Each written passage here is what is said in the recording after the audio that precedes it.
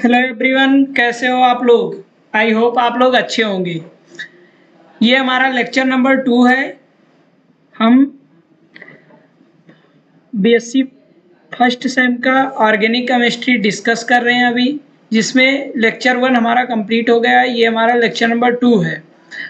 आज हम डिस्कस करेंगे इलेक्ट्रोमेरिक इफेक्ट के बारे में, और उसके बाद हम रेजोनेंस इफेक्ट के बारे में देखेंगे।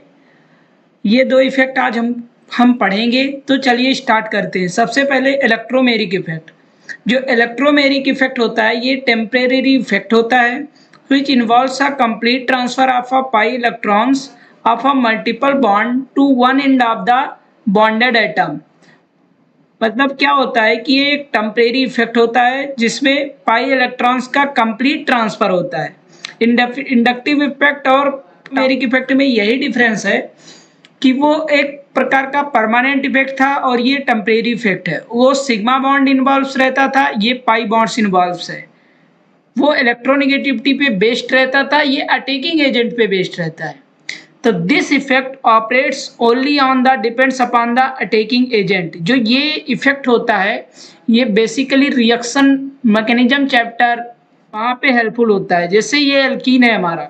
अब एल्कीन पे जब कोई भी इलेक्ट्रोफाइल अटैक करेगा जिसपे पॉजिटिव चार्ज होता है, तो पॉजिटिव चार्ज हमेशा निगेटिव पे अटैक करेगा। अब ये देखिए पॉजिटिव, ये डबल बॉन्ड एक पॉजिटिव एक निगेटिव पे टूट जाएगा। अब यहाँ पे जब ये पॉजिटिव चार्ज इस निगेटिव पे अटैक करेगा तो यहाँ पे इलेक्ट्रोफाइल जुड़ जाएगा और इस पे पॉजिटिव चार्ज रह जाएगा। ये प्रोडक्ट फॉर्म होगा, ठीक है। अब देखिए ये अगर रिएक्शंस है, अब इसमें अगर न्यूक्लियोफाइल अटैक किया, अब ये निगेटिव चार्ज पॉजिटिव चार्ज पे अटैक करेगा तो ये यहाँ पे अटैक करेगा, ठीक है। अब यहाँ पे अटैक करने के बाद और फिर ये यहाँ से निगेटिव चार्ज ये प्रोडक्ट फॉर्म होगा। अब देखिए जो ये इलेक्ट्रोमेरिक इफेक्ट होता है ये फर्दर टू टाइप का होता है। एक होता है इलेक्ट्रॉन डोनेटिंग ग्रुप, उसको प्लस ई बोलते हैं, और एक होता है इलेक्ट्रॉन विड्रॉइंग ग्रुप, उसको बोलते हैं माइनस ई। अब इलेक्ट्रोमेरिक इफेक्ट के बाद हम डिस्कस करेंगे रेजोनेंस इफेक्ट। रेजोनेंस क्या होता है? तो रेजोनेंस जो होता है वो उस मॉलिक्यूल में पाया जाता है जिसमें क्या होता है कि उसमें जिसमें कॉन्जुगेशन होता है। जैसे कॉन्जुगेशन का मतलब है negative charge single bond double bond, या तो double bond single bond positive charge, ऐसे ऐसे कॉम्बिनेशन होने चाहिए। जैसे निगेटिव इस पे चलेगा फिर ये चलेगा, ये पॉजिटिव यहाँ चलेगा ये यहाँ चलेगा, ऐसे। जैसे ये निगेटिव चार्ज यहाँ पे आया फिर ये डबल बॉन्ड ट्रांसफर हुआ, और फिर ये समझो कि जहाँ पे ये बॉन्ड जाएगा वहाँ पे निगेटिव चार्ज आएगा और जहाँ से जाएगा वहाँ पे पॉजिटिव चार्ज आएगा।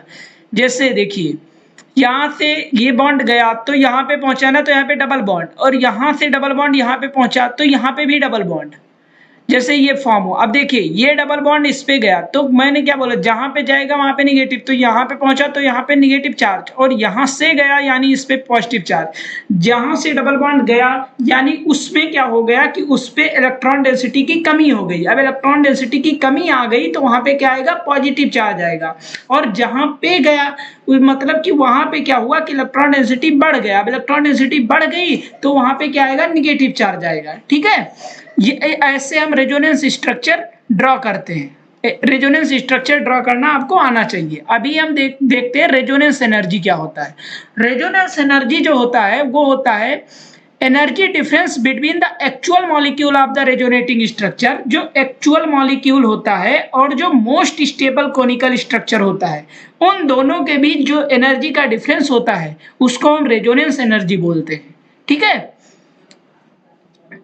अब उसके बाद हम डिस्कस करते हैं रेजोनेंस इफेक्ट या मेजोमेरिक इफेक्ट। ये सबसे इंपॉर्टेंट इफेक्ट होता है रेजोनेंस इफेक्ट और मेजोमेरिक इफेक्ट, और बहुत ज्यादा डोमिनेटिंग होता है। देखिए जो the generation of the centre of low and high electron density in conjugated system as the result is resonance is called as the R effect. जो ये इफेक्ट होता है ये कॉन्जुगेटेड सिस्टम में इलेक्ट्रॉन डेंसिटी लो और high होने की वजह से जनरेट होता है, इसीलिए इसको बोलते हैं हम रेजोनेंस इफेक्ट या रेजोनेंस या मेजोमेरिक इफेक्ट, ठीक है। ये फर्दर टू टाइप का होता है। पहला होता है इलेक्ट्रॉन विड्रॉइंग ग्रुप, जब अटैच्ड हो तो उसको बोलते हैं माइनस आर या माइनस एम इफेक्ट, और दूसरा होता है जब इलेक्ट्रॉन डोनेटिंग ग्रुप अटैच्ड हो, ठीक है। तो जब इलेक्ट्रॉन विथड्रॉइंग ग्रुप अटैच रहेंगे तो वो क्या करेंगे, वो इलेक्ट्रॉन डेंसिटी को अपनी तरफ खींचेंगे, यानी पॉजिटिव चार्ज क्रिएट कर देंगे। ठीक है। अब देखिए, अगर इलेक्ट्रॉन डोनेटिंग ग्रुप अटैच्ड रहेगा तो वो क्या करेंगे कि वो इलेक्ट्रॉन देंगे। अब इलेक्ट्रॉन देंगे तो उस सिस्टम में इलेक्ट्रॉन डेंसिटी बढ़ा देंगे, जैसे ये एग्जांपल रहा। अब देखिए, ये क्लोरीन क्या है, क्लोरीन है इलेक्ट्रॉन देने वाला ग्रुप, यानी इलेक्ट्रॉन डोनेटिंग ग्रुप। अब ये क्या करेगा, इलेक्ट्रॉन डेंसिटी देगा।